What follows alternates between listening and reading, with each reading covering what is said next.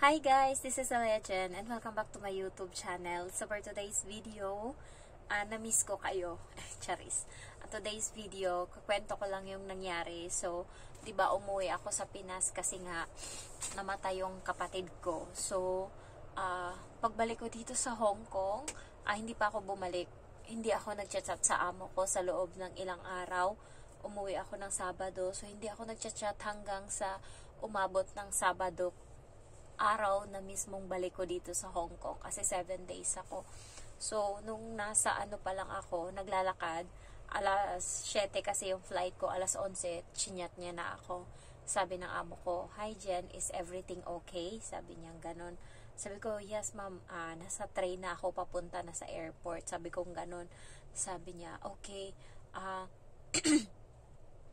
Tapos nung gabi na, sabi niya sa akin, message niya ako nung hapon na pala na binook kita ng hotel, sabi niya ganon. So doon ka matutulog, doon ka magpahinga kasi malayo kapag babalik ka pa or pupunta ka pa dito ng ng Shamshoy po, sabi niya. So ito yung pangalan ng hotel, ito yung booking number mo.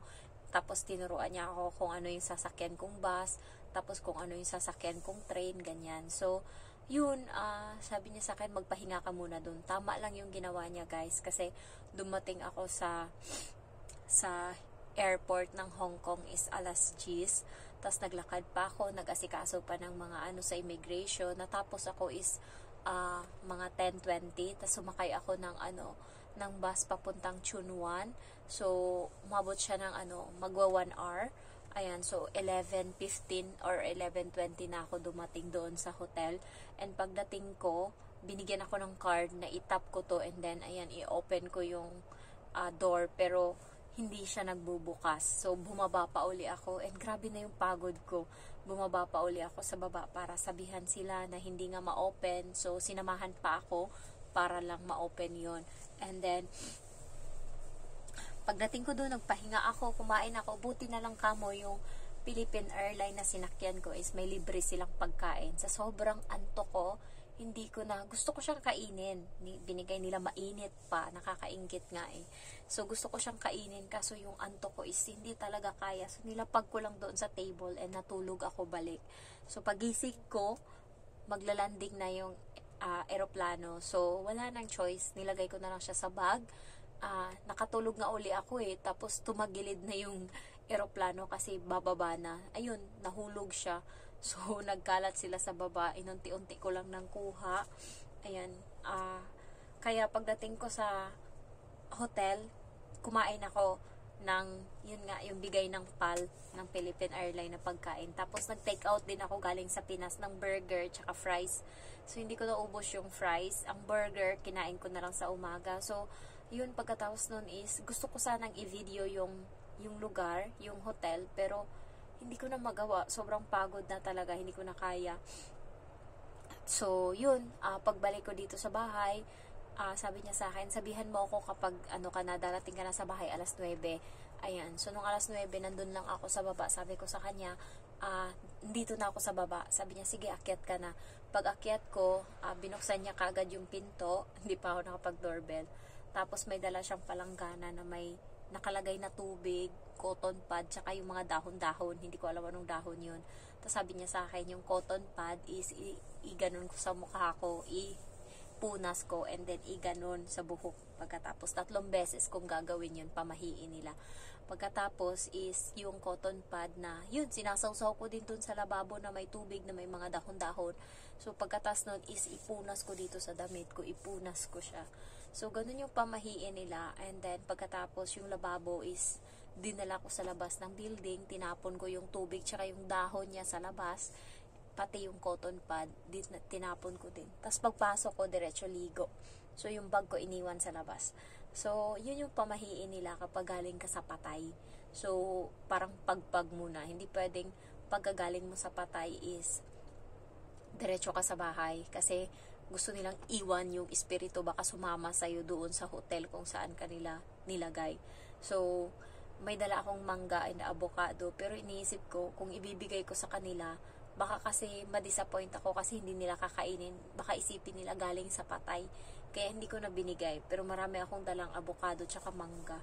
So, para na lang sa akin yun. Kasi nga, ayoko rin na ma-disappoint. Ayoko rin na, alam mo yun, na maramdaman ko na hindi nila pinapahalagahan yung binigay ko. Kaya hindi ko na lang binigay. Hayaan mo na yan. So, yung ano ko kasi sa Pinas, yung trabaho ko doon or yung ginagawa ko simula dumating ako, wala akong tulog guys. Nung unang Sabado ako dumating, Sabado ng gabi hanggang Linggo ng gabi, hindi ako natulog, hindi ko kayang matulog. So, namamahay ako, talagang hindi pumikit yung mata ko. Tapos nung pangalawang araw, Sunday, natulog ako nung tanghali, pero 1 oras lang, hindi talaga kaya. Tapos, Monday ako nag-aalaga na ng bata. Hati na kami ng ng sister-in-law ko. Ako muna magsimula ng alas 7 ng hapon, ang gabi, hanggang alas 2 ng umaga ako yung magbabantay. Tapos gigising siya alas 2, siya naman hanggang sa alas 8 ng umaga. So, ganun yung routine namin. And nakakapagod siya kasi yung bata, natatakot ako kasi panay siya dighay. Alam mo yung panay luwa siya ng gatas. Siguro sobra sa gatas. Tinabag din siya kasi nga kada niya is ngumanga nga siya. Alam mo yung parang gutom siya. Hindi mo naman mahindian. Kaya pinapainom ko ng pinapainom. So mali pala yun. Dapat 2 to 3 hours yung 3 to 4 hours, 2 to 3 hours yung pakain sa bata. Kaya kinakabag siya kasi sobra yung kinakain niya. And pinapabarb ko naman siya.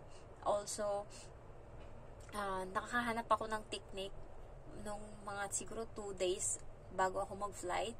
Ginawa ko bago siya matulog ng alas 7, painumin ko na siya ng gatas madami, padighayin ko na, palitan ko na ng diaper, tapos patulugin ko na. Pagkatulog niyan, hindi mo na siya magigising hanggang alas 10 na ng gabi.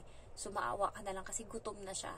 So, pagka gagana niya siya, yung iiyak siya, paghanap siya ng gatas, ayun, kakargahin ko siya, papainumin ko siya ng gatas, and babalik siya ng tulog. Kaso nga lang, ang problema, pagkagising niya ng mga alas 2, hindi na siya matutulog uli hanggang alas 5 ng umaga. So, siya, newborn, iniwan ng kapatid ko na namatay. So, mahirap alagaan. Ayan, so, bumili ako ng gatas doon. Isa't kala 1.2 kg and isang 2 kg na gatas. Diaper niya, and then tubig niya. Tapos alam mo yun, mga ibang hanas niya, mga wipes, ayan. So, binilhan ko siya. Sana lang alagaan nila yung bata. Kasi yan na lang yung iniwan ng ate ko. So, yun, bumalik na naman ako dito sa Hong Kong. Kasi, alam mo yun, yung motivation mo na may dadagdag na every month papadalhan ka ng pera para pambiling gatas. So, hindi ko maasahan yung mga kapatid ng bata or anak ng ate ko kasi nga bata pa talaga sila and sanay sila na nandyan yung ate ko, sanay sila na inuutusan sila. Ngayon magkukusa sila, kaya medyo nahirapan ako, nag-aalala ako, pero walang magagawa. So ang matulong ko lang is financial, and ayan, tinatry ko naman sa bata yung gatas, ayan. So yun lang, makwento ko lang sa inyo yung nangyari sa 7 days na nandun ako sa Pinas. Ayun, na-miss kong kumain ng pagkain. Ang mahal na ng pagkain. Yung 1.5 kilo is 700 pesos na sa pera natin. So, grabe na kamahal. 1.5 kilo ng baboy. So, ang mura lang konti is yung isda. 140 yung kilo. Yung maliliit lang. Yung parang ganito kaliit. So,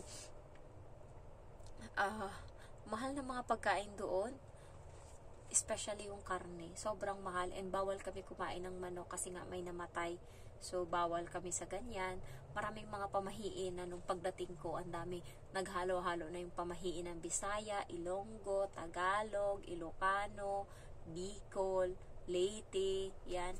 Na meron silang pamahiin pagdating ko na kapag ikaw yung pamilya ng patay, bawal ka kumilos, bawal ka magsaing, bawal ka magtimpla ng kape, bawal ka lahat. Bawal mo lahat gawin. Umupo ka lang dyan, ikaw yung pamilya ng patay. So, pagdating ko, galing dito sa Hong Kong, alas 7 na, sabi ko sa kanila, handaan nila kami ng pagkain kasi gutom na. Pagdating ko, yung luto nila is tilapia na ginataan, nung tanghali pa daw yun. Tapos, yung gata is, mukha talaga siyang gata, hindi siya lumapot. Yung gata na parang galing lang talaga sa sa pagpiga mo. So, ganun, hindi ako kumain. Tapos sabi ko, ano ba to? Ano ba to? Bakit walang pagkain? Wala, kahit yung kanin namin is bahaw. Sabi ko, ano to? Sabi nila, bawal kasi magkikikilos kasi nga nagkilos ako pagdating. Kasi nga nakakahiya, may mga kasama ako nung dumating yung stepfather ko, anak ng stepfather ko, 3 sila, tapos yung driver ng sasakyan na inano namin. So, sabi ko, ano to? Tapos sabi nila, bawal ka magkilos kasi nga, pamilya ka. Doon ako nagalit. Sabi ko, anong paniniwala yan? Kung hindi kikilos, sinong kikilos? Walang kakain? Sabi ko, gano'n. Talagang, pagdating ko palang, napasigaw na talaga ako. Tapos yun, nagbago yung pamahiin na yun, nagbago yung paniniwala, or nagbago yung role sa bahay. Sabi ko, wala akong pakialam sa pamahiin na yan. Ang gusto ko, pag may bisita, asikasuhin. Sabi ko, gano'n. Simula nun, kami na nagtitimpla ng kape, kami nag-asikaso, kami naglilinis. Sabi bawal maglinis. Ang ginagawa ko is, kumukuha ako ng basahan, pinupunasan ko yung tiles, tapos sinita ako ng matanda. Sabi niya, bawal magwalis. Sabi niya ganun sa akin. Siya yung pala, decision pala doon, na bawal ganto-ganto. Sabi ko, nakita mong hindi walis yung hawak ko, diba? Ginanong ko talaga. Kasi nga, mga pakialamera sila, kasi yung mga kapatid ko doon, tsaka yung yung brother-in-law ko, sumusunod. Nung dumating ako, pinagalitan ko. Sabi ko, ano yan? Bakit kayo naniniwala? Tanungin nyo si mamang kung ano yung mga pamahiin, wag yung ibang tao. Si mamang yung tanungin nyo. Kaya pagka may sinisita ako doon, sinasabi ko talaga, tinanong ko to sa mama ko, iba yung paniniwala namin, Bisaya kami, iba yung paniniwala nyo. Yung paninindigan ko is yung paniniwala namin. Sabi ko, ganun talaga. So, natigil sila. Kasi nga, nung una, yung bata, iyak ng iyak. Kasi maraming pala desisyon, maraming nanay. May sabing, bilhan mo ng vitamins. Kasi nga, kailangan niya ng vitamins. Tapos ano pa yung sinabi? Tapos nung bumili ako ng vitamins, sinabihan naman ako ng ibang tao na bawal pa siyang painumin ng vitamins kasi kakaanak pa lang sa kanya and meron siyang hepa. So, natingga yung vitamins na pinabili sa akin. Alam mo yung mga pala desisyon, ang daming nagmamarunong, ang daming naninita, na alam mo yun, kapag lalapit ka, mag-aalkohol ka, tama naman yun mag-aalkohol, pero yung naging pala desisyon na talaga sa buhay, na palasita na talaga, na hindi naman kapamilya, yun yung nakakainis. So, natigil lang sila nung dumating yung sister-in-law ko, tapos sabi namin, kami na bahala sa bata, wag nyo na kaming pakialaman. So, ayun, hindi na sila pumapasok sa kwarto, hindi na sila naninita, wala na silang madaming arte. So, nung una, lahat sila pala desisyon eh. So, ayun lang, na-share ko lang yung buhay namin doon. Naaray lang talaga ako sa pagkain. Alam mo yung sa bilihin ang mahal. So far okay naman. Yung iba ginagawa nga lang. Kasi hindi naman sa kapag alam nilang patay, hindi na yung nandun sila para makiramay, nandun na sila para ginawa na nilang kapihan yung bahay. Halimbawa, sa umaga, pupunta sila doon kasi magkakapi sila, almusal, tanghalian, pupunta, hapunan, alam mo yun, hapunan pupunta, tatambay doon. So, parang sabi nga ng isa naming kapamilya, ganito yung gawin nyo. Kapag daw may mga patay, isang beses daw magtimpla, yung lahat daw bibigyan. Hindi daw pwede na paunti-unti kung sino yung gusto kukuha. Kasi nga daw, hindi na ba-budget yung mga pagkain. So, yun ang ginawa nila. Pero, thankful naman ako kasi maraming donasyon na dumating. Alam mo yung marami kaming kape, marami kaming coffee mate. Pero, mga choosy yung iba, ayaw nung magtimpla-timpla. Gusto yung 3-in-1 talaga. So, bumibili pa talaga kami. And, ayun lang, na-share ko lang yung nangyari. Alam nyo guys, mahal pala yung patay kaysa sa buhay. Kasi yung ate ko, yung kabaong niya is 45,000. And then, yung bill pa niya sa hospital, pagpapalibing pa, punta pa sa simbahan, sa sementeryo pa. Ang mahal mamatay, Diyos ko. Kaya wag nyo nang naising mamatay talaga. Magasto siya. So, ayun lang, na-share ko lang. And grabe yung antok ko, pagod ko. Thank you for watching and I love you all. Bye-bye.